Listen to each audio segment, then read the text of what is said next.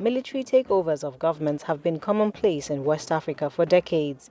Political analysts say the coups have been caused by a multitude of factors. There is, flawed elections all across Africa. We just had an election in Sierra Leone that is as disputed as that of Nigeria. Look at what is going on in Kenya. So flawed election is one of those variables. Economic, hardship also is one of them. Corruption also provides a fertile ground for. Then insecurity. The moment people are insecure, they feel that they are helpless under a democratic government. The next thing is to look in the direction of the military for survival.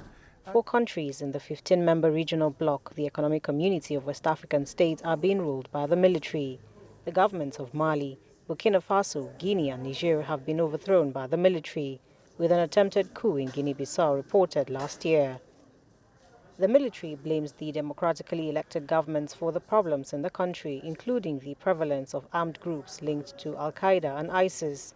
But security experts say that is often not the case, because the challenges they cited for toppling civilian governments often remain. The countries that have experienced military takeover, have they fared better? Are we going to say today that insurgents or terrorists are absent in Mali? Have they been able to contain the menace in Mali or in Burkina Faso or in Guinea? Have they been able to contain it as military leaders? Analysts argue that if government leaders address the public's key concerns, then the armed forces may be discouraged from attempting takeovers. If we are able to get ECOWAS, African Union and UN to promote democratic ideals, to ensure that there is no state capture or the capture of election management bodies, and there are credible elections.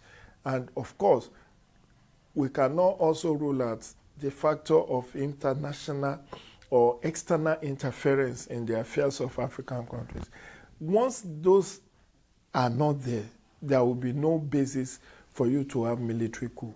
In the wake of the coups in Mali, Burkina Faso and Guinea, regional bloc ECOWAS has pressured the military to hand over power.